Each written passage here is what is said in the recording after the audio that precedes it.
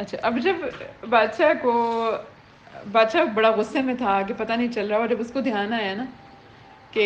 ایک شخص تو ہے جو خواب کی تعبیر دے سکتا ہے، تو اس نے کہا کہ بادشاہ سلامت، ایک انسان ہے جو مجھے اس خواب کی تعبیر بتا سکتا ہے نا، اگر آپ مجھے زندان میں جانے کی اجازت دیں، کیونکہ وہ زندان میں قید ہے۔ اچھا، بادشاہ بڑا حیران ہوا کہ یہ زندان میں کون ایسا بندہ قید ہے، یہاں تو پورے کاہن میرے مل کے پوری ٹیم تو خواب کی تعبیر نہیں بتا سک رہی، اور یہ کہہ رہا ہے کہ زندان میں ایک بندہ ہے جو مجھے خواب کی تعبیر دے گا۔ تو بادشاہ نے باقاعدہ اس کو بھی دھمکی دے کے کہا کہ ٹھیک ہے، اگر تم جا رہے ہو تو زندان تم چلے جاؤ، اپنے شاہی ملازموں کے ساتھ بھیجا، لیکن مجھے خواب کی تعبیر پھر ہر صورت میں چاہیے۔ اب جب اس نے کہا، اور وہ گیا اپنے شاہی ملازموں کے ساتھ اور زندان میں گیا، تو زندان والے بھی اس کو دیکھ کے حیران ہوئے کہ 7 سال بعد ہم سے ملنے آیا ہے نا۔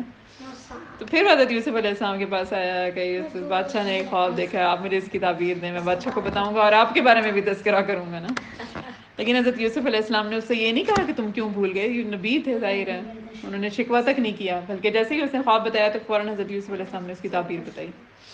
اب یوسف علیہ السلام نے اس کی یہ تعبیر بتائی کہ 7 سال آگے ہریالی کے آئیں گے، جس میں جو ہے خوب بارشیں برسیں گی اور فصل بہت اچھی نکلے گی، گندم پہلے سے زیادہ اگے گی، لیکن جو اس سے آگے کے 7 سال ہیں وہ قحط کے سال ہیں۔ تو ان 7 سالوں میں غلے کو بچانا ہے، اور اگلے 7 سالوں میں اسی غلے کو استعمال کرنا ہے۔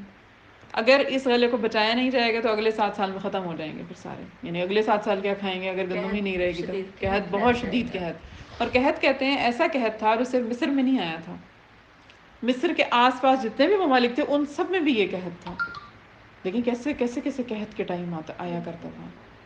یہ تو اللہ کی بھی رحمت ہے کہ ہر سال ہمیں کھانے پینے کو کچھ نہ کچھ مل رہا ہے، اور اب تو امپورٹ ایکسپورٹ کا ایسا سسٹم ہے کہ اگر فار ایگزامپل ایک کسی بر اعظم میں، ایون کسی ایک کانٹیننٹ میں اگر پرابلم ہو جائے تو باہر سے کہیں سے ایکسپورٹ آ جاتی ہے، لیکن اس زمانے میں تو ایسا نہیں تھا نا۔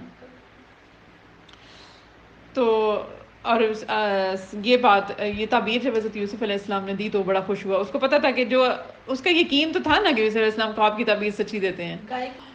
تو اس کے بعد وہ واپس گیا اور جا کے اس نے بادشاہ کو بتایا کہ بادشاہ سلامت، یہ خواب کی تعبیر اس نے بتائی ہے نا۔ تو بادشاہ کو خوابیر بڑی سمجھ میں آئی، اس نے کہا کہ واقعی یہی تعبیر ہی بنتی ہے اس خواب کی، تو یہ کون ایسا علم والا انسان جس کو تم نے زندان میں قید رکھا ہوا ہے؟ تو ادھر میرے پورے کاہن نہیں بتا سک رہے، اس نے میرے خواب کی تعبیر دے دی، اس کو لے کے آؤ، اس کو زندان سے لے کے آؤ۔ اب جب یہ زندان میں دوبارہ گیا، پھر بڑی خوشی خوشی گیا کہ اب میں یوسف علیہ السلام کو چھڑا کے لے کے آ رہا ہوں نا۔ اس کو تو پتہ نہیں تھا اللہ کے نبی، ہاں یہ پتہ چل گیا تھا اللہ کے نبی ہے کیونکہ توحید کی دعوت دی تھی۔ اب اس نے کہا کہ ہم یوسف کو چھڑا کے لے کے آ رہے ہیں، لیکن جب یہ واپس گئے زندان میں اور یوسف علیہ السلام کو بتایا آ کے کہ بادشاہ نے یاد کیا، بادشاہ سلامت نے نا، وہ بلا رہے ہیں، تو اس کا مطلب صاف تھا کہ قید سے رہائی ہے۔ لیکن تب یوسف علیہ السلام نے رہا ہونے کی بجائے یہ شرط رکھی کہ پہلے جا کے بادشاہ سے پوچھو، بادشاہ کو بتاؤ اور ان سے کہو کہ یوسف نے کہا ہے کہ وہ کیا قصہ تھا زلیخا اور اس کے ساتھ کی عورتوں والا، کیونکہ نبی جو ہے نا اس کو صرف اپنی لے کے نکلنا چاہتے تھے، وہ یہ نہیں چاہتے تھے کہ میں کسی کا احسان لے کے نکلوں،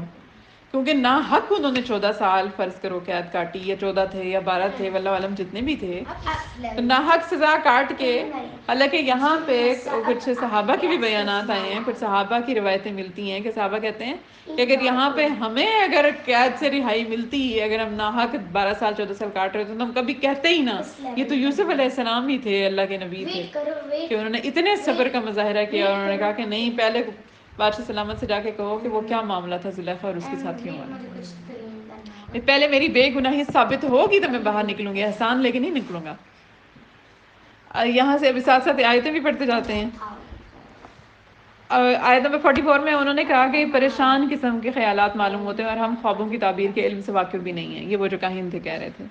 آیت نمبر 45 میں، اور ان 2 قیدیوں میں سے جو رہا ہو گیا تھا اور اسے ایک لمبے عرصے کے بعد یوسف کی بات یاد آئی تھی، اس نے کہا کہ میں آپ کو اس کی خواب کی تعبیر بتائے دیتا ہوں، بس مجھے یوسف کے پاس قید خانے میں بھیج دیجیے، یہ جو بادشاہ کو کہہ رہا تھا وہ۔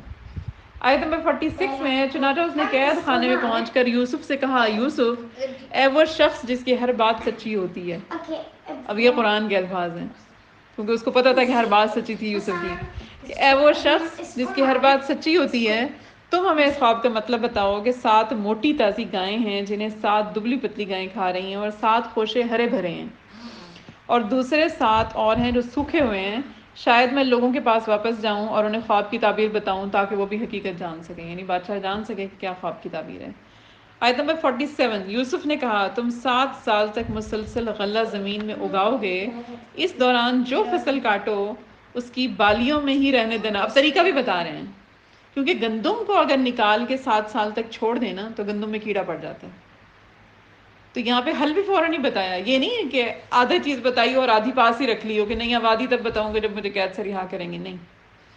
پوری بات بتائی۔ اور جو اس دوران جو فصل کاٹو اس کو اس کی بالیوں ہی میں رہنے دینا، البتہ تھوڑا سا غلہ جو تمہارے کھانے کے کام آئے وہ نکال لیا کرو، یعنی باقی جمع کر لو لیکن بالیوں سے نکال کے نہیں، اس کے اندر ہی رہنے دینا۔ 48 میں ہے، پھر اس کے بعد تم پر 7 سال ایسے آئیں گے جو بڑے سخت ہوں گے، اور جو کچھ ذخیرہ تم نے ان سالوں کے واسطے جمع کر رکھا ہوگا اس کو کھا جائیں گے، ہاں البتہ تھوڑا سا حصہ جو تم محفوظ کر سکو گے صرف وہ بچ جائے گا۔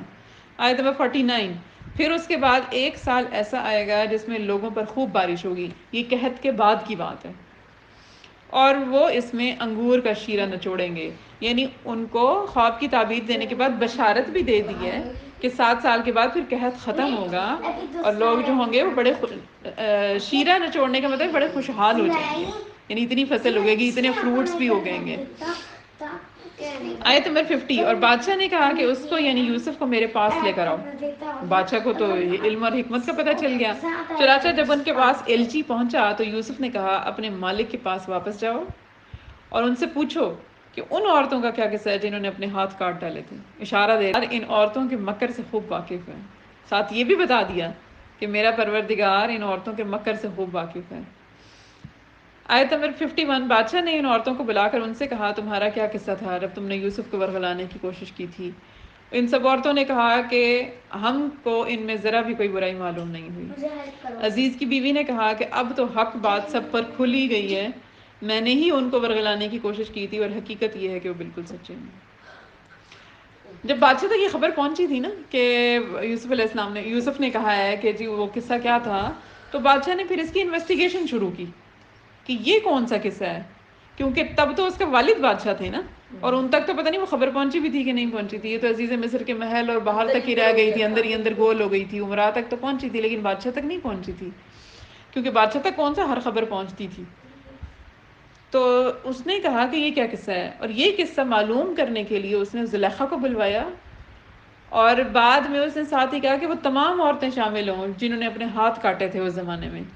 یعنی 14 سال پہلے کی بات پوچھی جا رہی ہے کہ وہ کون عورتیں تھیں۔ تو کہتے ہیں کہ اس ٹائم پہ جو بادشاہ کے شاہی غلام تھے انہوں نے چن چن کے ان عورتوں کے گھروں میں پیغامات بھیجے تھے۔ پہلے زلیخا سے پوچھا کہ اس میں کون سی عورتیں اس دعوت میں شامل تھیں، تو جو عورتوں کے نام اس نے بتائے ان گھروں میں جا کے انہوں نے پیغامات دیے، وہ ساری عورتوں کو اکٹھا کر کے دربار میں لے کر آئے، اور پھر بادشاہ نے ان سے پوچھا کہ قصہ کیا ہے۔ جب ان سے پوچھا تو اب 14 سال گزر چکے تھے، زلیخا جو تھی اس کو بھی پتا تھا کہ 14 سال میں یوسف نہیں مانا، تو اب کہاں، اب یہاں پہ دیکھیں آ کے وہ اپنے گناہ کا خود اس نے اقرار کیا ہے، بادشاہ کے سامنے بھی، اس کے محل میں بھی، کہ واقعی یوسف جو ہے وہ بالکل سچا ہے اور میں نے ورغلانے کی کوشش کی تھی۔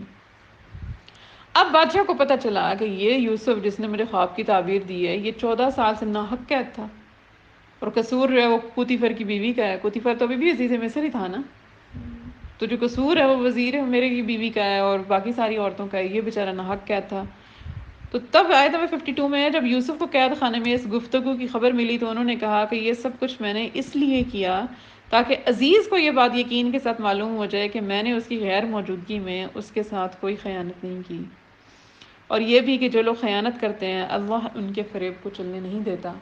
اب جو یوسف علیہ السلام نے اصل میں ان کے گناہ کو سامنے لے کر آئے، اس میں صرف یہ نہیں تھا کہ میری ہی بچے، اصل میں اپنی نبوت کو بچانا تھا نا، اگر بات صرف ان کی حد تک ہوتی تو شاید ان کے گناہ پہ بھی پردہ ڈال دیتے، جیسے کہتے ہیں نا کہ کسی کے گناہ پہ پردہ ڈالنا چاہیے لیکن ہمیشہ نہیں ڈالنا چاہیے، اور انبیاء کو یہ پتہ ہوتا ہے، علم ان کے حکمت کی بنا پر ان کو معلوم تھا کہ اگر اس گناہ پہ ان کے پردہ ڈلا رہتا ہے تو ادھر نبوت چیلنج ہوتی ہے، پھر تاریخ کی کتابوں میں کہاں لکھا ہوا آتا، یہ تو قرآن نے آ کے ان چیزوں کو کھولا ہے نا۔ لیکن یوسف علیہ السلام کے بعد موسیٰ علیہ السلام کا دور سارا گزرا ہے، اس کے بعد حضرت سلیمان علیہ السلام، حضرت داؤد علیہ السلام، توریت آئی ہے، زبور آئی ہے، تو یہ ساری کتابیں ہیں، ان میں بھی کہیں نہ کہیں ہو سکتا ہے قصہ ہوگا یقیناً، کیونکہ آپ کو یاد ہے جب ہم نے یہ شروع کی تھی یہ سورت تو ہم نے دیکھا تھا کہ آپ صلی اللہ علیہ وسلم سے یہودی سوال کیا کرتے تھے اور اس سوال کے جواب میں اللہ تعالیٰ نے یہ صورت اتاری تھی. وہ کہتے تھے کہ وہ کیا قصہ تھا، یوسف کے ساتھ کیا ہوا تھا، کیونکہ ان کی کتابوں میں وہ قصہ موجود تھا. تو آگے جو ساری تو ہسٹری میں تو کہیں بھی نہ آتا، ان کا گناہ اگر نہ کھلتا تو نبوت یوسف علیہ السلام کی چیلنج ہو جاتی. اپنی نبوت کی خاطر انہوں نے اس گناہ کو پہ پردہ نہیں رہنے دیا، اس کو کھولا. لیکن مقصد، نبیوں کا مقصد کبھی بھی کسی کے گناہ کو اچھالنا نہیں ہوتا، لیکن نبوت کی خاطر پھر ہر چیز کرنی پڑتی ہے آپ کو. کہ تو نبوت چیلنج ہو جاتی ہے، اگر آپ کی بے گناہی ثابت نہ ہوتی تو کون آپ کی بات مانتا، کون آپ کی جو توحید کی دعوت تھی اس کے اوپر لبیک کہتا؟ کوئی بھی نہ کہتا نا. لوگ کہتے کہ یہ تو وہی تھا کہ جو قید ہوا تھا عزیز مصر کی بیوی کے ساتھ. اگر آدھے لوگوں کو یہ بات پتہ تھی کہ یہ زلیخا ہی تھی، لیکن ہو سکتا ہے آدھے کہتے کہ نہیں، ہو سکتا ہے اسی نے کچھ برا کام کیا ہو. اس لیے اقرار کروایا اور یوسف علیہ السلام کی بے گناہی کو اللہ نے ثابت کروایا، کیونکہ اب یہاں سے توحید کا کام شروع ہونا ہے. باہر اندر قید خانے میں تو ہو چکا ہے، لیکن اب پورے مصر میں اللہ نے اپنے دین کو پھیلانا ہے، اور جس اپنے نبی کے ہاتھ سے پھیلانا ہے اس کی بے گناہی بھی تو ثابت کرنی ہے نا، ورنہ اس کی بات پہ یقین کون کرے گا. آیت نمبر 53 میں، اور میں یہ دعویٰ نہیں کرتا، اب یہ یوسف علیہ السلام اپنے بارے میں کہہ رہے ہیں کہ میں یہ دعویٰ نہیں کرتا کہ میرا نفس بالکل پاک صاف ہے. واقعہ یہ ہے کہ نفس تو برائی کی ہی تلقین کرتا ہے، ہاں میرا رب رحم فرما دے تو بات اور ہے. اب اپنی اس چیز کو بھی اپنے غرور اور اپنا تکبر نہیں بنا رہے کہ دیکھو میں تو بچا رہا تو یہی عورتیں ہی تھیں نا میرے پیچھے پڑیں تھیں. نہیں، اپنی اس خوبی کو بھی ریفر کیا رب کائنات کی طرف کہ یہ تو میرے رب نے ہی مجھے بچایا، میں تو شاید پھر بھی نفس کی بہکاوے میں آ جاتا. کہ اس صورت میں نفس کا کوئی داو نہیں چلتا، یعنی جب رب رحم فرما دے. بے شک میرا رب بہت بخشنے والا اور بڑا ہی مہربان ہے. ساتھ ہی رب کی تعریف بھی کر رہے ہیں اپنے رب کائنات کی. آیت نمبر 54 ہے، اور بادشاہ نے کہا کہ اس کو میرے پاس لے آؤ. اب بادشاہ کے سامنے کھل گئی یہ بات نا کہ گناہ گار کون ہے اور الزام کس کے اوپر لگا اور کون بے گناہ قید ہوا. اب اس نے کہا کہ یوسف کو لے کے آؤ میرے پاس. کھل گئی ہے میرے سامنے بات، مجھے پتہ ہے. اور بادشاہ نے کہا کہ اس کو میرے پاس لے آؤ، میں اسے خالص اپنا معاون بناؤں گا. اب بادشاہ کو پتہ ہے کہ ایک تو بیچارہ بے گناہ قید ہوا ہے، ایک اتنے علم اور حکمت والا ہے، تو میں اس کو اب اپنا مشیر بناتا ہوں. یعنی دیکھیں اللہ نے اس کے دماغ میں ڈالی نا. اب قید سے نکل کے ڈائریکٹ بادشاہ کے مشیر بن رہے ہیں، یعنی اب وزیر پوتیفر کا محل گیا، اب ڈائریکٹ شاہی محل آ گیا ہے. میں اسے خالص اپنا معاون بناؤں گا. چنانچہ جب یوسف بادشاہ کے پاس آ گئے اور بادشاہ نے ان سے باتیں کیں تو اس نے کہا آج سے ہمارے پاس تمہارا مرتبہ بڑا ہوگا اور تم پر پورا بھروسہ کیا جائے گا. یعنی آج کے بعد کوئی سی کے ورغلانے میں کوئی نہیں آئے گا، جو تم بات کرو گے بالکل سچی ہوگی. اب ٹرسٹ کا لیول بہت بڑھ گیا ہے. اللہ تعالیٰ نے اپنی نبی پہ اتنا ان کا اعتماد بڑھا دیا کہ آگے جب وہ توحید کی بات کرے تو فوراً جا کے لوگوں کے دلوں میں لگے آگے. آیت نمبر 55، یوسف نے کہا کہ آپ مجھے ملک کے خزانوں کے انتظام پر مقرر کر دیجیے. اب یہاں پہ یوسف علیہ السلام نے کہتے ہیں خود اس خواہش کا اظہار کیا. اس کی وجہ یہ تھی کہ ان کو یہ نظر آ رہا تھا کہ ہو سکتا ہے یہ اس انتظام کو نہ چلا سکیں کیونکہ آگے قحط کا زمانہ آ رہا ہے. اور اگر بادشاہ کے معاون بن رہے ہیں تو اس کا مطلب ہے کہیں نہ کہیں ریسپانسبل تو یوسف علیہ السلام کو بھی گردانا جائے گا نا. فرض کرو کسی اور کے پاس، کسی اور کو کے اختیار میں خزانہ دے دیا جاتا ہے اور وہ صحیح طرح مینج نہیں کر پاتا تو آگے جو قحط آ رہا ہے اس میں لوگوں کا کیا بنے گا. اس لیے کہتے ہیں کہ حضرت یوسف علیہ السلام نے خود اس خواہش کا خود اظہار کیا کہ آپ مجھے ملک کے خزانوں پر مقرر کر دیجئے، یقین رکھیے کہ مجھے حفاظت کرنا خوب آتا ہے. آگے یہ گواہی بھی دے رہے ہیں اور یقیناً یہ اللہ تعالیٰ کی طرف سے حکم ہوگا، کیونکہ انبیاء کبھی بھی ایسا کوئی کام نہیں کرتے یا کوئی ذمہ داری اپنے سر پہ نہیں لیتے جب تک رب کا حکم نہ اور اس کی مرضی شامل نہ ہو. یقین رکھیے کہ مجھے حفاظت کرنا خوب آتا ہے اور میں اس کام کا پورا علم رکھتا ہوں. اور یہ جو یوسف علیہ السلام نے کہا کہ میں علم رکھتا ہوں، یہ علم کہاں سے آیا؟ رب کی طرف سے آیا. آیت نمبر 56، اور اس طرح ہم نے یوسف کو ملک میں ایسا اقتدار عطا کیا کہ وہ اس میں جہاں چاہیں اپنا ٹھکانہ بنا لیں. ہم اپنی رحمت جس کو چاہتے ہیں پہنچاتے ہیں اور نیک لوگوں کے اجر کو ضائع نہیں کرتے. یہ ہمارے لیے ہے یہ فکرہ. ہمارے سے مراد یہ ہے کہ یہ انسانیت، کل انسانیت کے لیے یہ فکرہ ہے کہ جو بھی نیکی کے کام کرے گا اللہ تعالیٰ اس کا اجر کبھی بھی ضائع نہیں کریں گے، جس طرح اللہ تعالیٰ نے یوسف علیہ السلام کے نیکی کو ضائع نہیں کیا. آیت نمبر 57، اور آخرت کا جو اجر ہے وہ ان لوگوں کے لیے کہیں زیادہ بہتر ہے جو ایمان لاتے اور تقوی پر کاربند رہتے ہیں. اب یہاں پہ تقوی کی بات کی گئی ہے کیونکہ یوسف علیہ السلام نے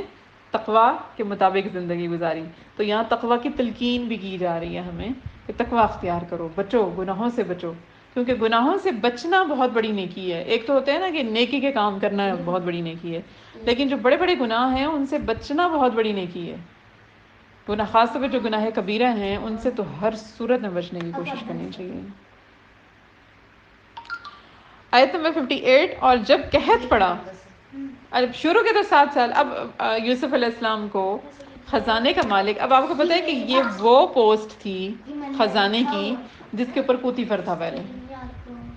لیکن پوتیفر اب بوڑھا ہو چکا تھا، میرے 14 سال اور گزر گئے، اور یہ 14 سال تو وہ 14 سال ہیں جو یوسف علیہ السلام نے قید میں کاٹے.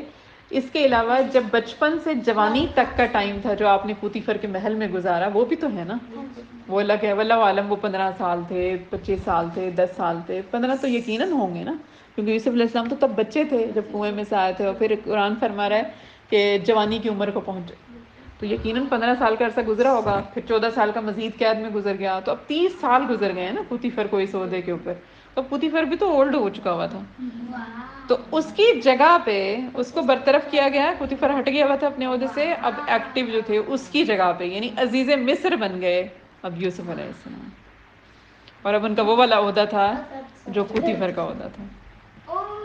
اور جب قحط پڑا، اب جب 7 سال گزر گئے، 7 سالوں میں یوسف علیہ السلام نے اپنی حکمت کی بنیاد پر جو اللہ تعالیٰ نے ان کو علم عطا کیا، اس علم کی مدد سے انہوں نے اس جو فصل تھی اس کو بھی مینج کیا، اور جو ایکسٹرا تھی اس کو بالیوں میں رکھ کے بڑے بڑے انہوں نے جو ہے وہ بنوائے اسٹوریج خانے، ایسے خانے کہ جہاں پہ اس کو سٹور کیا جا سکے اس گندم کو، کیونکہ 7 سال کی گندم کو سٹور کرنے کے لیے بھی تو جگہ چاہیے نا. تو اس کے لیے انہوں نے بہت بڑی بڑی بلڈنگز بنوائیں، پیسے کو مینج کیا، کیونکہ سارا کام خزانے کا تھا، خزانے سے ہی مینج ہونی تھی یہ ساری چیزیں. اور جب قحط پڑا تو یوسف کے بھائی آئے اور ان کے پاس پہنچے، تو یوسف نے انہیں پہچان لیا اور وہ یوسف کو نہیں پہچانے. یہاں قرآن اپنی اس آیت کی بھی تصدیق کرتا ہے جو شروع کے آیات میں ہم نے پڑھا تھا کہ کنویں میں جب یوسف علیہ السلام کی وحی آئی تھی تو اللہ تعالیٰ نے فرمایا تھا کہ اور تم جوانی کو جب پہنچو گے تو تم ان کو پہچانو گے لیکن یہ تمہیں نہیں پہچان سکیں گے. یہاں اسی آیت کی تصدیق آ گئی ہے کہ یوسف علیہ السلام نے تو انہیں پہچان لے لیکن وہ یوسف کو نہیں پہچان پائے، کیونکہ یوسف علیہ السلام تو تب بچے تھے جب انہوں نے بیچا تھا یوسف علیہ السلام کو اور غلام بنا کے. اور کہتے ہیں کہ یوسف علیہ السلام کے پاس وہ جو تھی نا آپ کی غلامی کی جو سند انہوں نے بنا کے دی تھی وہ موجود تھی، جس پہ ان کے سارے بھائیوں کے نام لکھے ہوئے تھے اور مہر لگی ہوئی تھی کہ یوسف کو انہوں نے چند جو بھی اس زمانے کے روپے تھے اس میں انہوں نے بیچ ڈالا. اور جب قحط پڑا تو یوسف کے بھائی آئے اور ان کے پاس پہنچے تو یوسف نے انہیں نہیں پہچانا اور وہ یوسف نے انہیں پہچان لیا اور وہ یوسف کو نہیں پہچانے. اور جب یوسف نے ان کو اپنا سامان تیار کر دیا تو ان سے کہا آئندہ اپنے باپ شریک بھائی کو بھی میرے پاس لے کر آنا، کیا تم یہ نہیں دیکھ رہے ہو کہ میں پیمانہ بھر بھر کر دیتا ہوں اور میں بہترین مہمان نواز ہوں. جب قحط کا زمانہ تھا تو کہتے ہیں کہ جب جو مصر کے اندر جو لوگ تھے جو مصری تھے، پہلے دوسرے سال میں یوسف علیہ السلام نے ان کو گندم دی پیسوں کے عوض، کیونکہ 7 سال تو ہریالی کے گزر گئے نا. اب جب قحط کا ٹائم آیا تو پہلے دوسرے سال میں وہ پیسے دیتے تھے اور گندم خریدتے تھے، یعنی حکومت کے گوداموں سے گندم خریدی جاتی تھی، وہ لوگ خریدتے تھے. جب شروع کے 2-3 سال گزر گئے تو اب ان کے تو سارا زگی معاش ہی کھیتی باڑی تھا، کھیتی باڑی ان کی ہو نہیں رہی، پیسے وہی جو ان کے پاس تھے وہ ختم ہو چکے ہوئے تھے. 3 سالوں کے بعد اب یوسف علیہ السلام نے جب ان کو، اب گندم ہمیشہ ان کو گورنمنٹ دے رہی ہے، گورنمنٹ کی طرف سے گندم ہر بندہ لے کے جا رہا ہے اور اس کے پیمانے بنے ہوئے تھے ہر بندے کے کہ اس کو جس گھر کے جتنے افراد تھے ان کو اسی حساب سے گندم دی جاتی تھی. اور جو گندم کا بھوسا نکلتا تھا اس سے وہ جو جانور تھے ان کو کھلایا جاتا تھا، تو ان کے بھی خوراک کا انتظام ہو گیا تھا اس بھوسے سے. اب جب 3 سال گزرنے کے بعد اب ان کے پیسے ویسے تو سب ختم ہو گئے،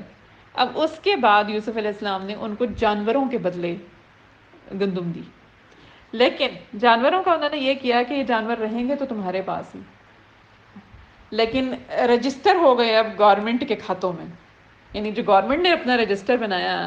اس میں یہ لکھا گیا کہ فلاں شخص نے اپنے اتنے جانوروں کے عوض یہ گندم دی ہے، لیکن جانور انہی کے پاس ہی رہنے دیے، وہ اس کا دودھ وغیرہ نکالیں، اس سے اپنا وہ کھانے پینے کا بندوبست کریں، وہ رہنے دیا. لیکن گورنمنٹ کے رجسٹر میں یہ آ گیا کہ اس نے اپنے جانور بیچ دیے ہیں، یعنی گورنمنٹ جب چاہے ان سے وہ وصول کر سکتی تھی۔ شروع کے 2 سالوں میں انہوں نے جانوروں کے عوض بیچے، خریدی گندم، اس کے بعد کہتے ہیں کہ ان لوگوں نے اپنے آپ کو بیچا، ہر انسان نے اپنے بدلے میں گندم خریدی، یعنی گورنمنٹ کے غلامی قبول کر کے، اور پھر انہیں سرکار کی غلامی نہیں ہوتی جس طرح انہوں نے، کیونکہ ان کے پاس کوئی ایسا مال نہیں بچا تھا اپنا، جس کسی کے پاس پاسبل تھا اس نے اپنے گھر کا ہر مال بیچ دیا اور گندم خریدی۔ اینڈ میں کہتے ہیں کہ انہوں نے غلام بنے، وہ رجسٹر میں انہوں نے لکھوایا اپنے آپ کو کہ ہم حکومت کی غلامی قبول کرتے ہیں اور ہمیں گندم چاہیے، لیکن حکومت نے ان سے اس طرح سے کام وصول نہیں کیا جس طرح غلاموں سے کیا، لیکن رجسٹر میں لکھا گیا کہ ان لوگوں نے اپنے آپ کو بیچ کے تو گندم خریدی۔ تو کہتے ہیں یہاں پہ جو مفسرین ہیں وہ لکھتے ہیں کہ ایک وقت تھا کہ مصر کے بازار میں یوسف علیہ السلام کی بولی لگی تھی اور یوسف علیہ السلام کو بیچا گیا اس بازار میں، اور ایک وقت تھا کہ مصر کی کل آبادی آپ کی غلام بنی تھی کیونکہ حکومت اللہ نے آپ کو دی ہے۔ تو یہاں سے یہ دیکھیں کہ اللہ تعالیٰ پلٹا کی چیزوں کو کس طرح لاتے ہیں، کبھی چیزوں کے ظاہر پہ نہیں جائیں کہ آج یہ واقعہ ہو رہا ہے تو پتہ نہیں شاید یہیں پہ زندگی ختم ہو گئی، نہیں، بعض اوقات چیز 360 ڈگری گھوم کے واپس آتی ہے لیکن اپوزٹ ہو کے واپس آتی ہے۔ آج آپ کے بارے میں پتہ نہیں کوئی کیا کچھ کہہ رہا ہوگا، کوئی پتہ نہیں، آنے والے وقت میں اللہ تعالیٰ کیسا وقت کا پہیہ چلے اور اللہ تعالیٰ آپ کو کہاں سے کہاں کھڑا کر دیں۔ اس لیے کبھی بھی ظاہر پہ نہیں جائیں، موجودہ حالات پہ نہیں جائیں، نہیں، اور جو بھی کچھ ہو رہا ہے یقیناً اس میں رب کی حکمت ہے۔ اب کنویں میں سے بھی تو گزارا اللہ نے اپنے نبی کو، تو اگر اب آپ یوسف علیہ السلام کو دیکھیں کہ جب بھی بات کرتے ہیں تعریف کرتے ہیں، کبھی آج تک ہم جتنی بھی آیتیں پڑھ رہے ہیں کہیں پہ یوسف علیہ السلام کو کوئی شکوہ نہیں آیا کہ مجھے 15 سال قید میں کیوں رکھا، دیکھیں 15 سال یا 14 سال کوئی تھوڑا ٹائم ہے، ایک قید میں وقت گزارنا کتنی اذیت کی بات ہے، اور ایک بندے کو پتا ہو کہ میں ناحق قید کاٹ رہا ہوں، لیکن کہیں بھی کسی آیت میں یہ نہیں آیا کہ یوسف علیہ السلام نے کبھی کچھ شکوہ کیا ہو کہ یا اللہ مجھے اتنی تکلیف سے گزارا، مجھے کنویں میں سے گزارا، میرے بھائیوں نے میرے ساتھ کیا سلوک کیا، باپ سے جدائی آئی، کون کون سی آزمائش تھی جس سے یوسف علیہ السلام نہیں گزرے، اپنی والدہ کی ڈیتھ ہو گئی، جو اپنا بھائی تھا ایک سگا بھائی اس سے جدا ہو گئے، باقی بھائیوں نے ظلم کیا، اپنے باپ سے جدائی آ گئی،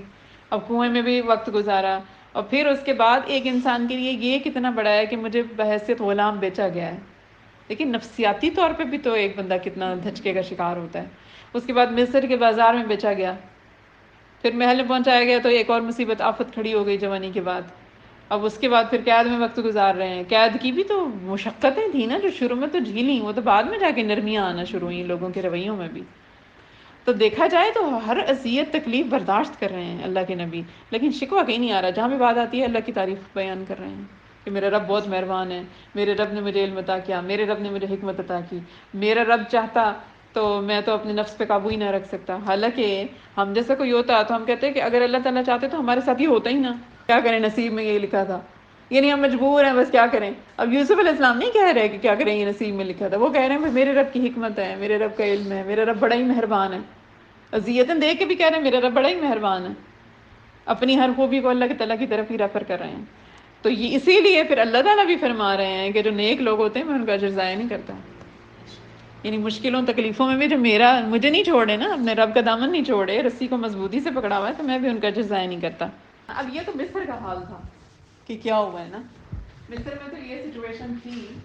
چل رہی ہے کہ لوگ اپنا سامان بیچ رہے ہیں، اپنے مویشی بیچ رہے ہیں، اپنا جناب اپنے گھر کا ہر ساز و سامان بیچ رہے ہیں، آخر میں جو ہے وہ اپنے آپ کو ہی بیچ کے خرید رہے ہیں، لیکن جب قحط کہتے ہیں بہت بڑھ گیا نا، اور تو مصر کے آس پاس کے جو علاقے تھے وہ سارے قحط سے متاثر ہوئے تھے، وہاں بھی کوئی فصل نہیں ہو رہی تھی۔ اب یہ انتظام تو یوسف علیہ السلام کی برکت اور رحمت سے مصر میں تو ہو گیا کہ انہوں نے گندم جمع کر لی، لیکن باقی بیچاروں کو کیا پتا کہ قحط آنی ہے، اب انہوں نے تو اپنا اس حساب سے انتظام نہیں کیا نا، اس لیے وہ زیادہ بدحالی میں تھے مصر والے، اور مصر کے جو لوگ تھے ان کی تو بچت ہو گئی، یوسف علیہ السلام جو خواب کی تعبیر مل گئی ان کو، لیکن باہر والوں کو تو پتہ نہیں تھا، تو باہر معاملات زیادہ خراب تھے، مصر کے باہر لوگوں کی بدحالی زیادہ تھی۔ تو یہ جو فلسطین کا علاقہ تھا جہاں پہ یعقوب علیہ السلام اور ان کے بیٹے رہائش پذیر تھے، وہاں پہ اور بھی زیادہ بری صورتحال تھی مصر سے، ان کے پاس کچھ بھی نہیں تھا، 1-2 سالوں کے بعد ان کے پاس سب بچا کچا، سب غلہ، سب کچھ ختم ہو گیا۔ تو تب یہ ان لوگوں کو پتہ چلا وہاں پہ کہ جو مصر ہے، مصر کی حکومت کے بعد نے کچھ غلہ جو ہے وہ گوداموں میں رکھا ہوا ہے، اور وہ لوگوں کو انہوں نے، مصر نے پھر یہ کیا، دیکھیں یوسف علیہ السلام کی رحمت و برکت سے یہ ہوا کہ صرف مصر کے پاس مصر کے لوگوں کے لیے گندم نہیں تھی، بلکہ یہ دوسرے ملکوں کو بھی بیچ رہے تھے اس ٹائم. جیسے کہتے ہیں نا امپورٹ ایکسپورٹ کا بزنس بھی ان کا بہت اس ٹائم چل پڑا نا. پھر انہوں نے باقی ممالک کو بھی گندم بیچنی شروع کی، اور ساتھ ہی جو باہر کے ممالک کے لوگ تھے وہ آتے تھے، پیسے دیتے تھے. تو مصر کی حکومت تو بلکہ ارن کر رہی تھی اس ٹائم، خزانہ بڑھتا جا رہا تھا، حکومت کے خزانے بھر رہے تھے، اور یوسف علیہ السلام کی یہ حکمت تھی. تو اب جب فلسطین میں یہ سچویشن ہوئی تو ان لوگوں نے سوچا کہ اگر مصر کی، مشہور ہو گیا نا کہ مصر میں جو ہے لوگوں کو غلہ مل جاتا ہے اور گودام ان کے بھرے ہوئے، تو انہوں نے یعقوب علیہ السلام اور ان کے بیٹوں نے سوچا، یعقوب علیہ السلام نے بلکہ خود اپنے بیٹوں کو اکٹھا کیا اور ان کو کہا کہ تم سب مل کے جاؤ اور کچھ غلے کا انتظام کرو، تمہارے بیوی بچوں کا کیا بنے گا، سب ختم ہو جائیں گے ہم لوگ. تو ان ساروں نے مل کے، لیکن حضرت یعقوب علیہ السلام جو تھے انہوں نے بنیامین کو نہیں بھیجا. ہاں، کیونکہ بنیامین کو اپنے سے، جب سے یوسف علیہ السلام سے ان کو جدائی ہوئی تھی تو بنیامین کو اپنے سے الگ نہیں کرتے تھے وہ. تو کہتے ہیں کہ بنیامین کو انہوں نے اپنے پاس رکھا، باقی بیٹے سارے کے سارے جو تھے نا وہ قافلے والے، دوسرے قافلے کے لوگ بھی مصر جا رہے تھے گندم لینے کے لیے، تو وہ بھی ان کے ساتھ تیار ہو گئے اور مصر جانے کی تیاری کرنے لگے. اب جب یہ لوگ سفر کر کے مصر میں پہنچے ہیں اور پہنچتے پہنچتے پتہ لگاتے ظاہر ہے کہ جب اس جگہ گوداموں تک پہنچے جہاں پہ قطاریں لگی ہوئی تھیں اور لوگوں کو گندم مل رہی تھی، تو یوسف علیہ السلام بھی وہاں پہ موجود تھے. اور انہوں نے دور سے اپنے بھائیوں کو، سارے بھائیوں کو پہچان لیا اور ان کو پتہ چل گیا. تو ان کو دیکھ کے نا یوسف علیہ السلام بڑے غمگین بھی ہوئے، اور انہوں نے اندازہ لگایا کہ میرے والد کا پتہ نہیں اس کے حق میں کیا حال ہوگا، کہ میرے بھائی یہاں پہ موجود ہیں، اس کا مطلب ہے فلسطین میں بھی تو یہی حالت ہے نا. تو کہتے ہیں اس ٹائم یوسف علیہ السلام نے جب ان کو دیکھا تو اپنے ساتھ خادموں کو کہا کہ ان کو جو ہے نا محل میں لے کر آؤ. تو ان کو یہاں سے گندم تو مل گئی لیکن ساتھ میں وہ ان کو محل لے کر چلے گئے. اب جب محل میں لے کر گئے تو ان کو باقاعدہ وہاں پہ محل کا جو مہمان خانہ تھا وہاں پہ بٹھایا گیا کہ بادشاہ آپ سے ملیں گے نا. اب وہ حیران ہوئے کہ پوری قطار جو لگی ہوئی ہے ہم سے ہی بادشاہ کیوں ملیں گے، باقی قافلے والے بھی تو ہیں، ان کو تو نہیں بلایا. حیران ہوئے وہ اس بات کے اوپر. لیکن یوسف علیہ السلام کے دل میں یہ ایک چیز تھی کہ کیونکہ نبی تھے تو ان کے دل میں نفرت نہیں تھی اپنے بھائیوں کے لیے، چاہے بھائیوں نے جو بھی سلوک کیا. وہ اس چیز کو بھی ریفر کرتے تھے اللہ کی حکمت کی طرف، پھر اب اس میں رب کی حکمت تھی. تو ان بھائیوں، وہ بھائی جو تھے وہ حیران ہو کے بیٹھے ویٹ کر رہے ہیں بادشاہ کا. تو یوسف علیہ السلام ان سے جا کے ملے اور ان سے پوچھا کہ تم کہاں سے آئے ہو. تو انہوں نے بتایا کہ ہمارے والد ہیں، ہمارے پیچھے بوڑھے ہیں. اور بچہ اچھا تو کتنے بہن بھائی ہو؟ تو پتہ چلا کہ ایک بھائی اور بھی ہیں. تو یوسف علیہ السلام کو پتہ چل گیا میرا بھائی بنیامین کی بات کر رہے ہیں یہ. پوچھا کہ بنیامین کو کیوں نہیں لے کے آئے؟ تو بتانے لگے کہ وہ ہمارا جو بھائی ہے ہمارے والد اس کو جدا نہیں کرتے خود سے. اب یہ آگے ساتھ ہی قرآن میں بھی ہے، ساتھ ساتھ یہ بھی پڑھتے جاتے ہیں. اور جب یوسف نے ان کا سامان تیار کر دیا تو ان سے کہا کہ آئندہ اپنے باپ شریک بھائی کو میرے پاس لے کر آنا. اب جب پتہ چل گیا نا بھائی ہے بنیامین، اب ان کا دل چاہ رہا تھا کہ اپنے بھائی سے بھی ملوں، لیکن ابھی تک اللہ تعالیٰ کی طرف سے اجازت نہیں تھی کہ وہ اپنے بارے میں بتائیں اپنے بھائی کو. اور جب تک اللہ ایسا دیکھیں، اب حالانکہ یہاں پہ بتا دیتے یا ان بٹوین بھی اگر بتا دیتے، اپنے والد سے ملنے جا سکتے تھے نا، یا مل سکتے تھے. کتنی تڑپ ہوگی ان کے دل میں کہ میں اپنے باپ سے جا کے اپنے والد سے جا کے ملوں. جب عزیز مصر بن گئے، پاور تھی ان کے پاس، حکومت تھی، سب کچھ تھا، فلسطین کوئی زیادہ دور بھی نہیں تھا، نہیں تو بلوا سکتے تھے اپنے والد کو. لیکن نبی کبھی بھی اپنی ذات کے لیے کچھ نہیں کرتے. وہ عہدہ ملنے کے بعد، اختیار ملنے کے بعد، قوت ملنے کے بعد، سلطنت ملنے کے بعد بھی یوسف علیہ السلام کو جب تک اللہ تعالیٰ کا حکم نہیں تھا آپ نے اپنے نفس بیس پہ کوئی کام نہیں کیا، کوئی قدم نہیں اٹھایا. تو یہاں بھی کہہ رہے ہیں کہ اپنے باپ شریک بھائی کو بھی میرے پاس لے کر آنا. کیا تم یہ نہیں دیکھ رہے ہو کہ میں پیمانہ بھر بھر کر دیتا ہوں اور میں بہترین مہمان نواز ہوں. یعنی یہ بھی دیکھ رہے ہیں کہ وہ لوگ یہ بھی دیکھ رہے تھے کہ بادشاہ پہچانا نہیں نا انہوں نے، بادشاہ نے کھانا بڑا اچھا ان کو کھلایا، ان کے ساتھ بیٹھ کے باتیں کی، ان کو بڑے اعزاز کی بات معلوم ہوئی ہے، محسوس ہوئی. اور یہ کہا کہ پیمانہ بھی بھر کر، یعنی کہ بھر کے گندم بھی تم لوگوں کو مل گئی ہے، تو اگلی دفعہ بھائی کو بھی لے کر آنا، تو پھر میں اور زیادہ گندم دوں گا. کیونکہ ہر بندے کو اس کے حساب سے گندم مل رہی تھی جو بھی آتا تھا. تو انہوں نے کہا کہ جب اپنے بھائی کو لے کے آؤ گے تو پھر اس کا حصہ تب ملے گا. لالچ دی نا ان کو تاکہ دوبارہ بھی آئے نا. جب تک اللہ کا حکم نہیں آتا تب تک کسی بہانے سے ہی کوئی ملاقات کا سلسلہ جاری رہے. اب اگر تم اسے لے کر نہ آئے تو میرے پاس تمہارے لیے کوئی غلہ نہیں ہوگا. ساتھ دھمکی بھی دے رہے نا. اور تم میرے پاس بھی نہ پھٹکنا، یعنی گندم نہیں ملے گی پھر آج کے بعد اگر بائک کو نہیں لے کے آؤ گے تو. اب آیت نمبر 61 میں ہے، وہ بولے ہم اس کے والد کو اس کے بارے میں بہلانے کی کوشش کریں گے. اب ان کو بھی پتا تھا کہ یوسف علیہ السلام کے بعد بابا نہیں بھیجتے ہمارے، کہ وہ اسے ہمارے ساتھ بھیج دیں اور ہم ایسا ضرور کریں گے، یعنی اپنی طرف سے تو کوشش کریں گے نا کم از کم. آیت نمبر 62 میں، اور یوسف نے اپنے نوکروں سے کہہ دیا کہ وہ ان بھائیوں کا مال جس کے بدلے انہوں نے غلہ خریدا ہے انہی کے کجاووں میں رکھ دیں.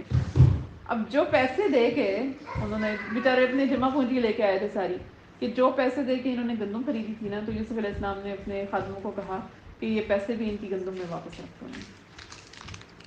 کہ شاید اسی وجہ سے یہ لوگ دوبارہ میرے پاس آئیں، تاکہ جب یہ اپنے گھر والوں کے پاس پہنچیں تو اپنے مال کو پہچان لیں، شاید وہ دوبارہ آئیں نا. ایک آس تو تھی ان کے دل میں. تو اور کچھ نہیں تو میرے اپنے والد کی رپورٹ تو ملے گی کہ وہ کیسے ہیں، کیا کر رہے ہیں. بعض اگر انسان کو یہی تسلی کافی ہوتی ہے کہ کوئی مجھے اپنے پیاروں کے بارے میں بتا دے کہ وہ کیسے ہیں، کیا کر رہے ہیں. تو پہلے زمانے میں فون کے سلسلے تو نہیں تھے نا کہ فون کر لیں اور آواز سن لیں اور پتہ چل جائے کہ حالات کیا چل رہے ہیں. آیت نمبر 63، چنانچہ جب وہ اپنے والد کے پاس پہنچے تو انہوں نے کہا ابا جان آئندہ ہمیں غلہ دینے سے انکار کر دیا گیا. اب انہوں نے بتایا کہ آئندہ تمہیں غلہ نہیں ملے گا، لہٰذا آپ ہمارے بھائی بنیامین کو ہمارے ساتھ بھیج دیجیے تاکہ ہم غلہ لا سکیں، اور یقین رکھیے کہ ہم اس کی پوری پوری حفاظت کریں گے. آیت نمبر 64، والد نے کہا کیا میں اس کے بارے میں تم پر ویسا ہی بھروسہ کروں جیسا اس کے بھائی یوسف کے بارے میں تم پر پہلے کیا تھا. خیر اللہ سب سے بڑھ کر نگہبان ہے اور وہ سب سے بڑھ کر رحم فرمانے والا ہے. لیکن ساتھ ہی وہ اللہ پہ توکل بھی. اب دیکھیں نبی جو ہیں مشکلوں پریشانیوں سے گزر گئی، اللہ کوئی رحمان، اللہ نگہبان ہے ہمارا، اللہ رحم کرنے والا ہے. آیت نمبر 65، اور جب انہوں نے اپنا سامان کھولا تو دیکھا کہ ان کا مال بھی ان کو لوٹا دیا گیا. اب جب سامان کھولا گندم بیٹ میں سے نکالنے کے لیے تو اندر پیسے بھی پڑے ہوئے ہیں وہ جو لے کے گئے تھے. وہ کہنے لگے ابا جان ہمیں اور کیا چاہیے، یہ ہمارا مال ہے جو ہمیں لوٹا دیا گیا ہے، اور اس مرتبہ ہم اپنے گھر والوں کے لیے اور غلہ لائیں گے، اپنے بھائی کی حفاظت کریں گے اور ایک اونٹ کا بوجھ زیادہ لے کر آئیں گے، کیونکہ پہلے ہر بھائی کو ایک ایک اونٹ ملا تھا. اس طرح یہ زیادہ غلہ بڑی آسانی سے ہمیں مل جائے گا. اب اپنے والد کو مختلف طریقوں سے یقین دلانے کی کوشش کر رہے ہیں کہ غلہ بھی ملے گا، پیسے بھی دیکھیں واپس مل گئے ہیں، بھیج دیں ہمارے پاس. اب والد کیا کہہ رہے ہیں؟ والد نے کہا کہ میں اس بنیامین کو حسیب اوپن حسیب میں اس بنیامین کو تمہارے ساتھ اس وقت تک ہرگز نہیں بھیجوں گا جب تک تم اللہ کے نام پر مجھ سے یہ عہد نہ کرو کہ اسے ضرور میرے واپس لے کر آؤ گے. یعنی اب پرومس لے رہے ہیں کہ اللہ کا نام لے کے وعدہ کرو پہلے میرے ساتھ کہ تم میرے بیٹے کو واپس لے کر آؤ گے، اللہ یہ کہ تم واقعی بے بس ہو جاؤ. یعنی باقی تو قسمت کی بات ہے نا، پھر انسان قسمت پہ چھوڑتا ہے. چنانچہ جب انہوں نے اپنے والد کو یہ عہد دے دیا تو والد نے کہا جو قول و قرار ہم کر رہے ہیں اس پر اللہ نگہبان ہے. ساتھ ہی اب یہاں پہ اللہ تعالیٰ کو بھی نگہبان بنا رہے ہیں کہ وعدہ لیا ہے، یعنی اصل میں اللہ تعالیٰ کے امان میں دے رہے ہیں اپنے بیٹے کو. کہا کہ میرے بیٹو تم سب ایک دروازے سے شہر میں داخل نہ ہونا. اب یہاں پہ دیکھیں نصیحت کتنی خوبصورت کی ہے نا اپنے بیٹوں کو، اور یہ بھی ہمارے لیے بھی ایک سبق ہے اس میں کہ میرے بیٹو تم سب ایک دروازے سے شہر میں داخل نہ ہونا بلکہ مختلف دروازوں سے داخل ہونا. میں اللہ کی مشیت سے تمہیں بچا سکتا،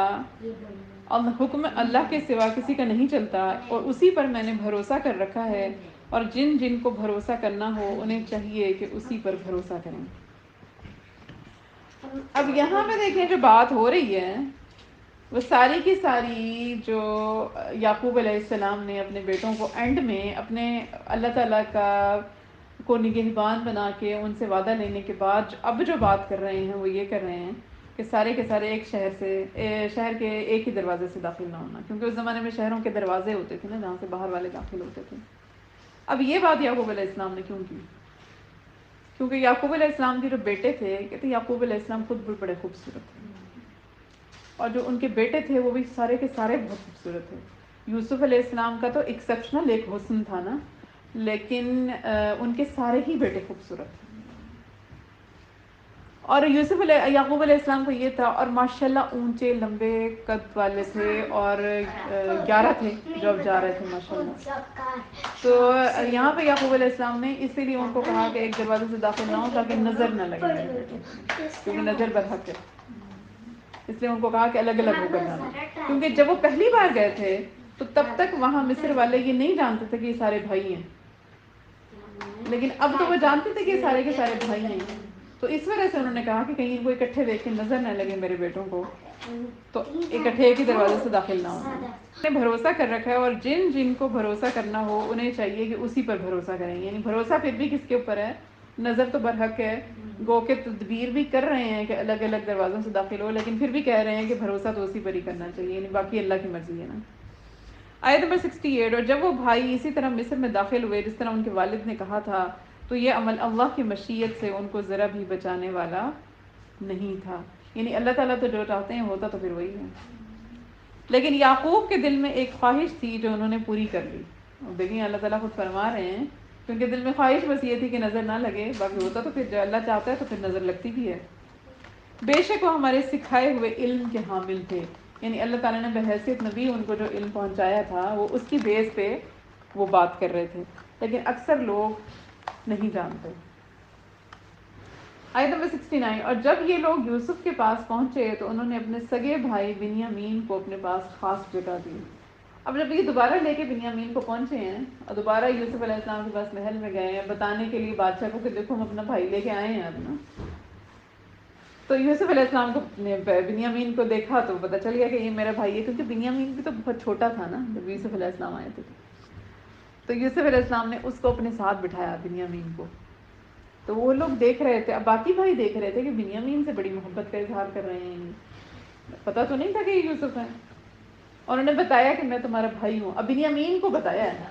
کہ میں تمہارا بھائی ہوں، باقی بھائیوں کو بھی نہیں بتایا لیکن بنیامین کو بتا دیا کہ میں تمہارا بھائی ہوں، لہٰذا تم ان باتوں پر رنجیدہ نہ ہونا جو یہ دوسرے بھائی کرتے رہے ہیں، یعنی اب تک جو یہ سلوک انہوں نے تمہیں پتہ ہے کہ میرے ساتھ کیا ہے نا، اس سے تم پریشان نہ ہو، ابھی ان کے سامنے ظاہر بھی نہ کرو کہ تمہیں پتہ ہے کہ میں تمہارا بھائی ہوں۔ آیت نمبر 70، اور پھر جب یوسف نے ان کا سامان تیار کر دیا تو پانی پینے کا پیالہ اپنے سگے بھائی کے جاوے میں رکھ دیا، پھر ایک منادی نے پکار کر کہا کہ اے قافلے والو تم چور ہو۔ اب ہوا یہ کہ جب یہ دونوں بھائی آپس میں بیٹھے باتیں کر رہے تھے تو انہوں نے کہا، یوسف علیہ السلام نے بنیامین کو کہا کہ بنیامین میں تمہیں محل میں روکنا چاہتا ہوں، تو میں کوئی تدبیر سوچ رہا ہوں کہ کسی طرح تم میرے پاس رک جاؤ نا، تو بنیامین نے کہا کہ کیا تدبیر اختیار کریں، تو اس ٹائم یوسف علیہ السلام نے یہ تدبیر اختیار کی کیونکہ جو فلسطین کا علاقہ تھا وہاں پہ چور کی سزا یہ تھی کہ چور جو ہے اس نے جس کی چوری کی ہوتی ہے اس کا غلام بن جاتا ہے، تو ان کو یہ تھا کہ اگر تم اس کے پاس میں کوئی چیز رکھ دوں گے اس کے گراوے میں پتہ چل جائے کہ بنیامین چور ہے تو اس کو میرے پاس رہنا پڑے گا نا، اصل میں روکنے کی ایک تدبیر تھی، بنا کے کروں گا تو تم پریشان مت ہونا، بنیامین کو پہلے پلان کے بارے میں بتا دیا۔ تو اور جب قافلہ چل پڑا تو بنیامین کی جو گندم تھی جو اس کا سامان تھا اس میں چھپا دیا اس پیالے کو، کہتے ہیں وہ سونے کا پیالہ تھا جس سے گندم ڈال ڈال کر دیا کرتے تھے، تو وہ والا پیمانہ چھپا دیا بنیامین کے سامان میں، تو پیچھے سے ایک بندے نے آواز لگائی کہ قافلے والو تم چور ہو، تو اس پہ سارے حیران ہوئے کہ ہم نے کیا چوری کی ہے، کہ یا تو ہمیں اتنی عزت اکرام مل رہی تھی کہ بادشاہ ہمیں خود بٹھا کے تو کھانے کھلا رہا تھا اور اب ہمارے پر چوری کا الزام لگ گیا ہے، تو انہوں نے ان کی طرف مڑ کر دیکھا کہ کیا چیز ہے جو تم سے گم ہو گئی ہے۔ آیت نمبر 72 میں انہوں نے کہا کہ ہمیں بادشاہ کا پیمانہ نہیں مل رہا، اور جو شخص اسے لا کر دے گا اس کو ایک اونٹ کا بوجھ ملے گا، اور میں اس انعام کے دلوانے کی ذمہ داری لیتا ہوں، یعنی کہ جو بندہ یہ بتائے گا کہ کس کے پاس ہے اس کو ایک اونٹ کا غلہ ایکسٹرا دیا جائے گا۔ تو وہ بھائی بولے اللہ کی قسم آپ لوگ جانتے ہیں کہ ہم زمین میں فساد پھیلانے کے لیے نہیں آئے تھے اور نہ ہی ہم چوری کرنے والے لوگ ہیں، باقی بھائیوں کو تو پتہ نہیں تھا کہ کیا چکر چل رہا ہے، انہوں نے باقی بیچاروں نے چوری نہیں کی تھی۔ آیت نمبر 74، انہوں نے کہا کہ اگر تم لوگ جھوٹے ثابت ہوئے تو اس کی کیا سزا ہوگی۔ اب یہ شاہی غلام پوچھ رہے ہیں قافلے والوں سے کہ اگر تمہارے سامان میں سے نکل آیا وہ پیالہ تو پھر بتاؤ کہ کیا سزا ہوگی۔ آیت نمبر 75، انہوں نے کہا کہ اس کی سزا یہ ہے کہ جس کے کجاوے میں سے وہ پیالہ مل جائے، اب وہ سزا وہ بتا رہے ہیں جو فلسطین میں دی جاتی ہے، مصر میں یہ سزا نہیں تھی، یہ فلسطین کے علاقے کی سزا تھی، تو اپنے علاقے کی ہی بتا رہے ہیں کہ سزا یہ ہے کہ کجاوے میں سے وہ پیالہ مل جائے جس کے کجاوے میں سے وہ خود سزا میں دھر لیا جائے گا، اور جو لوگ ظلم کرتے ہیں ہم ان کو ایسی ہی سزا دیا کرتے ہیں، یعنی چور جب چوری کرتے ہیں تو ہم ہمارے علاقے میں اس کو ایسے ہی سزا دیتے ہیں۔ آیت نمبر 76، چنانچہ یوسف نے اپنے سگے بھائی کے تھیلے سے پہلے دوسرے بھائیوں کے تھیلوں کی تلاشی شروع کروائی، تو انہوں نے کہا کہ یہ نہ ہو کہ ایک دم یہ لوگوں کو شک ہو جائے تو پہلے سے باقی بھائیوں کا سامان چیک کیا، اس میں پیالہ نہیں تھا، تو پھر اس کے بعد بنیامین کا سامان چیک کیا، تو بنیامین کا سامان چیک کیا تو اس میں سے پیالہ نکل آیا۔ تو اللہ کی یہ اس طرح ہم نے یوسف کی خاطر یہ تدبیر کی، اللہ کی یہ مشیت نہ ہوتی تو یوسف کے لیے یہ ممکن نہیں تھا۔ یعنی اس کا کہنے کا مطلب یہ ہے کہ اللہ تعالیٰ کی طرف سے ہی ان کو یہ اشارہ ملا یا الہام ہوا یا وحی ہوئی، تو پھر انہوں نے جا کے یوسف علیہ السلام نے یہ تدبیر اختیار کی۔ وہ بادشاہ کے قانون کے مطابق اپنے بھائی کو اپنے پاس رکھ لیتے، اور ہم جس کو چاہتے ہیں اس کے درجے بلند کر دیتے ہیں، اور جتنے علم والے ہیں ان سب کے اوپر ایک بڑا علم رکھنے والا موجود ہے، یعنی اللہ تعالیٰ اپنی طرف ریفر کر رہے ہیں۔ آیت نمبر 77، بہرحال وہ بھائی بولے کہ اگر اس بنیامین نے ایک چوری کی ہے تو کچھ تعجب نہیں، کیونکہ اس کا بھائی اس سے پہلے بھی چوری کر چکا ہے۔ نہیں آ رہے نا۔ اب یہ اشارہ کس طرف کر رہے ہیں کہ جب یوسف علیہ السلام بچپن میں اپنے والد کے ساتھ اور باقی لوگوں کے ساتھ تھے، اور ان کی والدہ کا جب انتقال ہو گیا تھا، تو یوسف علیہ السلام کی ایک پھپھو بھی رہتی تھی، تو جو پھپھو تھیں وہ یوسف سے بڑا پیار کرتی تھیں، تو یوسف علیہ السلام کو کچھ عرصہ اپنے گھر لے گئیں کہ میں یوسف کو بھائی اپنے پاس رکھوں گی، میں اس کا خیال کروں گی۔ تو یوسف علیہ السلام جو تھے وہ پھپھو کے گھر رہنے لگے، تو پھپھو کی محبت اتنی زیادہ تھی یوسف کے ساتھ، اور ان کو بھی لگتا تھا، کیونکہ پھپھو کو بھی پتا تھا کہ ہمارے خاندان میں نبوت چل رہی ہے۔ تو یعقوب کے بعد یعقوب کے بیٹوں میں سے، یعقوب علیہ السلام کے بیٹوں میں سے ان کو یوسف ایسا نظر آتا تھا کہ جس سے پتہ چلتا تھا کہ اس کو نبوت ملے گی، کیونکہ نبی پہچانے جاتے ہیں نا بچپن سے ہی۔ تو وہ اس طرح سے یوسف سے اور بھی زیادہ محبت کرتی تھی، اور ظاہر ہے کہ یوسف جو بچہ ہی اتنا اچھا تھا تو وہ محبت کا ایک اور ریزن یہ بھی تھی۔ تو جب یعقوب علیہ السلام نے کچھ عرصے بعد اپنی بہن سے یہ مطالبہ کیا کہ اب یوسف کو بھیج دو میرے پاس، نا یوسف میرے ساتھ ہی رہے، تو تب ان کی بہن نے یہ تدبیر نکالی کہ کسی طرح میں یوسف کو گھر رکھ سکوں۔ انہوں نے، ان کا ایک کمر بند تھا جو ان کی نبوت میں آ رہا تھا، سارے نبی پہنتے تھے اس کمر بند کو نا، تو وہ ان کی پھپھو کے پاس تھا، تو انہوں نے وہ کمر بند جو تھا وہ یوسف کے سامان میں چھپا دیا، اور کہا کہ یوسف جو ہے وہ میرا کمر بند چرا لیا میرا۔ تو ان کے والد نے کہا کہ یوسف چوری کرنے والا نہیں ہے، حضرت یعقوب علیہ السلام نے کہا، لیکن انہوں نے کہا کہ نہیں، میں یوسف کی تلاشی لوں گی۔ تو یوسف کے جو چھوٹا سا باکس تھا جس کے اندر ان کے کپڑے ہوتے تھے، اس میں دیکھا تو واقعی کمر بند نکلا، اصل میں چھپایا تو پھپھو نے تھا، اور پھپھو نے یوسف کو بتایا بھی تھا کہ دیکھو میں یہ تدبیر کروں گی تمہیں اپنے پاس لے کے جانے کے لیے، تو وہ کمر بند نکل آیا۔ تو سارے بھائیوں نے وہ دیکھا تھا، حالانکہ بعد میں بہن نے یہ بتا بھی دیا کہ میں نے خود جان بوجھ کے یوسف کے سامان میں کمر بند رکھا تھا، کیونکہ میں یوسف کو لینا چاہتی تھی۔ وہ جب ان کی موت، انتقال کا وقت آیا تو تب انہوں نے اپنے بھائی کو بتایا، تو بھائی کے بچوں کو بھی پتا تھا، لیکن اس کے اور ان کو پتا تھا کہ یہ بات غلط ہے، یوسف نے چوری نہیں کی تھی بلکہ پھپھو نے خود چھپایا تھا، لیکن اس کے باوجود یہاں پہ آ کے کوٹ کر رہے ہیں کہ اس کے بھائی نے بھی چوری کی تھی، اگر اس نے چوری کی ہے تو اس کے بھائی نے بھی یہاں سے یوسف علیہ السلام کو بڑا دکھ ہوا اس بات کا۔ اس پر یوسف نے ان پر ظاہر کیے بغیر چپکے سے دل میں کہا کہ تم تو اس معاملے میں کہیں زیادہ ہی برے ہو، یعنی کہیں زیادہ ہی برے، حالانکہ تم جانتے ہو کہ میں نے وہ چوری نہیں کی تھی، اور پھر بھی تم آج تک پھر بھی الزام لگا رہے ہو اس یوسف کے ساتھ، جو اب تم نے اس کو، حالانکہ تم دے رہے ہو، اللہ اس کی حقیقت خوب جانتا ہے۔ آیت نمبر 78، اب وہ کہنے لگے کہ اے عزیز، اس کا ایک بہت بوڑھا باپ ہے۔ اب یہ یوسف علیہ السلام کے باقی بھائی کہہ رہے ہیں یوسف علیہ السلام کو کہ اے عزیز، اس کا ایک بہت بوڑھا باپ ہے، اس لیے اس کی جگہ ہم میں سے کسی کو اپنے پاس رکھ لیجئے۔ اب وہ بچانے کی کوشش کر رہے ہیں نا، کیونکہ والد سے وعدہ کر کے آئے ہیں، پتہ ہے کہ والد نے تو پہلے ہی اتنی مشکل سے بھیجا ہے، تو کہہ رہے ہیں کہ ہم میں سے کسی کو اپنے پاس رکھ لیجئے، ہم آپ کو ان لوگوں میں سے سمجھتے ہیں جو احسان کیا کرتے ہیں، یعنی ابھی تک تو آپ نے ہمارے ساتھ احسان کا معاملہ کیا ہے، تو اب بھی ہمارے پر احسان کیجئے، بنیامین کو چھوڑ دیجئے، ہم میں سے کسی کو بدلے میں رکھ لیں۔ تو یوسف نے کہا کہ اس ناانصافی سے میں اللہ کی پناہ مانگتا ہوں، یعنی پیالہ تو بنیامین کے سامان سے نکلا، تو میں بنیامین کو رکھوں گا، میں باقیوں کو کیوں رکھوں؟ کہ جس شخص کے پاس سے ہماری چیز ملی ہے اس کو چھوڑ کر کسی اور کو پکڑ لیں، یعنی میں یہ ناانصافی نہیں کروں گا، اور اگر ہم ایسا کریں گے تو یقینی طور پر ہم ظالم ہوں گے۔ آیت نمبر 80 میں، چنانچہ جب وہ یوسف سے مایوس ہو گئے تو الگ ہو کر چپ کے باتیں کرنے لگے اور مشورہ کرنے لگے۔ ان سب میں جو بڑا تھا اس نے کہا کہ کیا تمہیں معلوم نہیں کہ تمہارے والد نے تم سے اللہ کے نام پر عہد لیا تھا؟ پہلے تم یوسف کے معاملے میں جو قصور کر چکے ہو، اب یہاں پہ بھی اس قصور کو اب یاد کر رہے ہیں آکے کہ دیکھو ہم سے جو وہ غلطی ہوئی تھی وہ، لہٰذا میں تو اس ملک سے اس وقت تک نہیں لوٹوں گا جب تک میرے والد مجھے اجازت نہ دیں، یا اللہ ہی میرے حق میں کوئی فیصلہ فرما دے، اور وہی سب سے بہتر فیصلہ کرنے والا ہے۔ کہتے ہیں کہ ایک بھائی جو تھا نا، جس نے اس ٹائم پہ یوسف کو بچایا تھا قتل کرنے سے، اس ٹائم کے اوپر یاد ہے نا، ایک بھائی تھا جس نے کہا تھا اس کو قتل نہ کرو، بے شک کنویں میں ڈال دو یا کہیں بھگا دو یہاں سے، لیکن مارو نہیں۔ وہی بھائی جو تھا نا، اب بھی وہی بھائی کہہ رہا تھا کہ میں تو اب نہیں جاؤں گا، میں اپنے والد کو کیا منہ دکھاؤں گا جا کے۔ پہلے بھی ہم یوسف کے معاملے میں قصور کر چکے ہیں۔ آیت نمبر 81 میں، جاؤ اپنے والد کے پاس جاؤ اور ان سے کہو کہ ابا جان آپ کے بیٹے نے چوری کر لی تھی، اور ہم نے وہی بات کہی ہے جو ہمارے علم میں آئی ہے، اور غیب کی نگہبانی تو ہمارے بس میں نہیں تھی۔ یعنی اب ہم بچا تو نہیں سکے اس کو چوری سے، تو اب چوری کر لی ہے بنیامین نے، تو اب ہم کیا کریں۔ آیت نمبر 82، اور جس بستی میں ہم تھے اس سے پوچھ لیجئے، اور جس قافلے میں ہم آئے ہیں اس سے تحقیق کر لیجئے، یہ بالکل پکی بات ہے کہ ہم سچے ہیں۔ یعنی اب ہم جھوٹ نہیں بول رہے۔ پتہ تھا کہ یوسف کے ٹائم پہ تو بابا کو بھی پتا ہے کہ ہم نے جھوٹ بولا تھا، لیکن اب ہم جھوٹ نہیں بول رہے، سچی بات ہے یہ۔ چنانچہ یہ بھائی یعقوب علیہ السلام کے پاس گئے اور ان سے وہی بات کہی جو بڑے بھائی نے سکھائی تھی۔ یعقوب نے یہ سن کر کہا، نہیں، بلکہ تمہارے دلوں نے اپنی طرف سے ایک بات بنا لی ہے۔ اب پھر یعقوب علیہ السلام کو تو پتا تھا پہلے یوسف کے ساتھ یہ کیا کر چکے ہیں۔ انہوں نے کہا نہیں، تم صحیح بات نہیں کر رہے ہو، تم نے جھوٹ بولا ہے ابھی، اب تو میرے لیے صبر ہی بہتر ہے۔ انہوں نے کہا پہلے یوسف پہ بھی صبر کر رہا تھا، بنیامین پہ بھی صبر کروں گا، کچھ بعید نہیں کہ اللہ میرے پاس ان سب کو لے آئے۔ لیکن توکل دیکھیں کیسا ہے۔ یوسف کہتے ہیں یوسف علیہ السلام اور یعقوب علیہ السلام کی جدائی کا ٹائم جو تھا وہ تقریباً 40 سال تھا، لیکن پھر بھی اللہ کے اوپر ایسا توکل ہے کہ آج بھی امید لگا کے بیٹھے ہیں۔ اب دوسرا بیٹا بھی چلا گیا، پھر بھی امید ختم نہیں ہوئی ہے کہ بے شک اس کا علم بھی کامل ہے اور حکمت بھی کامل ہے۔ یعنی رب کائنات کی جو ذات ہے اس کا علم بھی کامل ہے اور حکمت بھی، یعنی اسی میں کوئی حکمت ہوگی پھر۔ اور یہ کہہ کر انہوں نے منہ پھیر لیا، اب لیکن اپنے بیٹوں سے منہ پھیر لیا، اب نا بیٹوں سے یہ ناراضگی کا اظہار کیا تو ان سے منہ پھیر لیا اور کہنے لگے،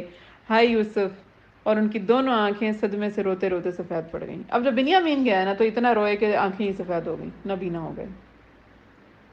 اور وہ دل ہی دل میں گھٹے جاتے تھے۔ آیت نمبر 85، ان کے بیٹے کہنے لگے، اللہ کی قسم آپ یوسف کو یاد کرنا نہیں چھوڑیں گے۔ یعنی بیٹوں نے جس وجہ سے اپنے اس بھائی کو جدا کیا تھا وہ مقصد حاصل نہیں کر سکے۔ وہ والد نے ان کے جس دن سے یوسف گئے انہوں نے بیٹوں سے صحیح طرح بات کرنی ہی چھوڑ دی تھی، بلکہ الگ حجرہ بنا کے اس میں رہتے تھے، اور اب بنیامین چلا گیا تو اب بالکل ہی اپنے بیٹوں سے نا امید ہو گئے۔ ان کے بیٹے کہنے لگے، اللہ کی قسم آپ یوسف کو یاد کرنا نہیں چھوڑیں گے یہاں تک کہ بالکل گھل کر رہ جائیں گے یا ہلاک ہو بیٹھیں گے۔ یعنی باپ کی محبت ان کو پھر بھی نہیں ملی۔ یعقوب نے کہا، میں اپنے رنج و غم کی فریاد صرف اللہ سے کرتا ہوں، اور اللہ کے بارے میں جتنا میں جانتا ہوں تم نہیں جانتے۔ یعنی میرا رب جو ہے، میرا توکل اس کے پر ایسے ہی نہیں ہے، میں رب کی حکمتوں سے، اس کے علم سے واقف ہوں۔ میرے بیٹو جاؤ اور یوسف اور اس کے بھائی کا کچھ سراغ لگاؤ۔ اب پھر ساتھ یہ بھی کہہ رہے ہیں کہ جاؤ ڈھونڈو اب اپنے دونوں بھائیوں کو، پہلے تو ایک کو ڈھونڈتے تھے اب دونوں کو ڈھونڈو، اور اللہ کی رحمت سے نا امید نہ ہو، کیونکہ اپنے بیٹوں کو بھی کہہ رہے ہیں کہ رب کی رحمت سے نا امید نہ ہو۔ یقین جانو اللہ کی رحمت سے وہی لوگ نا امید ہوتے ہیں جو کافر ہیں۔ اب کتنی سخت آیت ہے دیکھیں گے، اگر اس کے ہم وہ دیکھیں عربک کہ انہو لا ییأس من روح اللہ الا القوم الکافرون، باقاعدہ کافروں کا لفظ ہے یہاں پہ، کہ اس کی رحمت سے وہی لوگ نا امید ہوتے ہیں۔ اس سے پتہ چلتا ہے کہ نا امیدی کفر کے قریب کر دیتی ہے آپ کو، یہ تو قرآن کہہ رہا ہے۔ ہاں، مایوسی کفر ہے، ایسے ہی نہیں کہتے کہ مایوسی کفر ہے، باقی یہاں پہ دیکھیں آ بھی گیا اس کا ثبوت، اللہ کی رحمت سے وہی لوگ نا امید ہوتے ہیں جو کافر ہیں۔ آیت نمبر 88، چنانچہ جب وہ یوسف کے پاس پہنچے تو انہوں نے یوسف سے کہا کہ اے عزیز، ہم پر اور ہمارے گھر والوں پر سخت مصیبت پڑی ہوئی ہے، اور ہم ایک معمولی سی پونجی لے کر آئے ہیں، آپ ہمیں پورا پورا غلہ دے دیجئے اور اللہ کے لیے ہم پر احسان کیجئے، یقیناً اللہ اپنی خاطر احسان کرنے والوں کو بڑا اجر عطا فرماتا ہے۔ اب جب نیکسٹ ٹائم غلہ لینے کا ٹائم آیا نا، تو تب یعقوب علیہ السلام نے کہا کہ اپنے بھائیوں کو بھی ڈھونڈو، غلہ لینے جاؤ گے نا تو جو میرا بنیامین وہاں پہ رہ گیا اس کو بھی ڈھونڈو۔ لیکن اب یہ کہ پیسے ان کے پاس کوئی نہیں تھے، کیونکہ دوسری جب گئے تھے تو پونجی تو انہوں نے لے لی تھی دوسری دفعہ، تو پہلی مرتبہ واپس رکھ دی تھی نا سامان میں، اب ان کے پاس پیسے بھی کوئی نہیں بچے تھے بیچاروں کے پاس۔ یقیناً اللہ اپنی خاطر احسان کرنے والوں کو بڑا اجر عطا کرتا ہے۔ آیت نمبر 89،